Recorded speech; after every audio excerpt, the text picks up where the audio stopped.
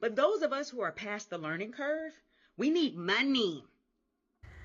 That video that I watched yesterday lit a fire on under me, and it's the reason why I made the video about self-financing that I did yesterday. So if you have not watched it, stop this video, go back and watch her video and listen to the whole thing, because she breaks down why filmmakers need actual cash money for their films, and DIYing your project does not work past a certain point of view.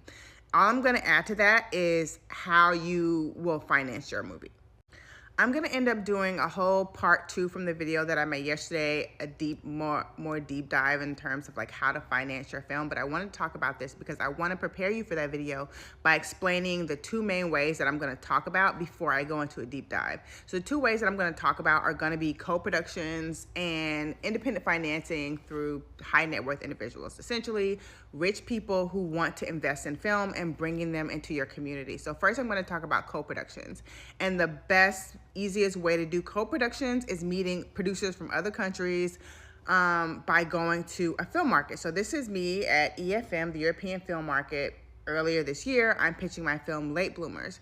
The reason why going to a film market is one of the best ways to find a co-production, because the entire world is there, especially at a market like EFM, the European Film Market. But a lot of festivals in the United States also have markets. Sundance is a market.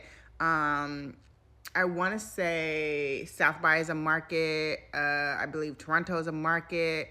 AFM, the American Film Market that just happened in November, is a film market.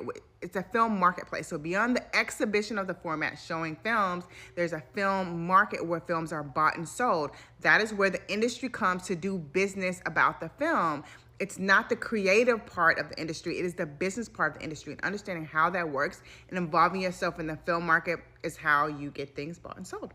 Okay, so whether or not you are the person to buy and sell the film, if you get a distributor for your film, they're gonna be the ones participating in the market. So what I want you to understand is that this is something that you need to be attending, or if it's a whole group of y'all, paying for one person to attend and get those contacts. Whatever you have to do to finance a situation where you're ending up at a film market where you can gain those relationships is something that you should be doing. The next thing that I'm going to end up talking to you about in part 2 is going to be the independent financing, which is finding wealthy people, high net worth individuals, or people who just invest in businesses in general to invest in your film. So I am a member of a platform called Largo.ai. Don't worry, I'm going to break it down in my next video, what the platform is, how it works, all of that. But for now, I want you to see what their analysis of your film package can do for your movie. So this is like a breakdown of my previous films analysis. The genre percentage stayed steady. So they break down your script, okay? Emotion, they look at the emotions analysis, where you need improvement on your script, etc., okay? And then they have comps for your film. I don't know if I'm able to move enough for you to be able to see it, but these are comes from my film, Late Bloomers, Promising Young Woman, Lady Bird, The Florida Project, etc., okay? And then the financial. So when they ran my film, the financials increased slightly over $800,000 for the US. That's how much I'm expected to make, and $2 million worldwide, which are not big numbers for films. But then because I wasn't satisfied on this is how much I'm expected to make in streaming, $3.7 million, okay?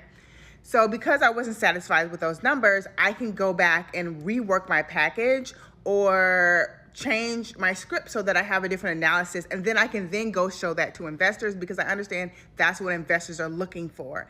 The main thing that I want you to understand is once you're done with your script, once you're done with the creative work, you need to take yourself out of that mindset, put yourself in the business person's mindset and ask, why would they invest in the film? I think I stitched a project a few weeks ago about answering the question, how do you know your film will do well?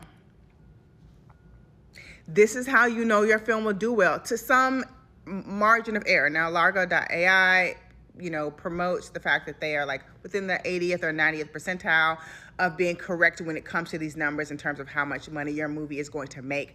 Whether you use this platform or something else, other comps, or however you break down how much money your movie is going to make, that's how you get financing for your project. I'm going to make a part 2 That's a deeper dive into this, but this is something I want you to be thinking about and how you take the power into your own hands in terms of financing.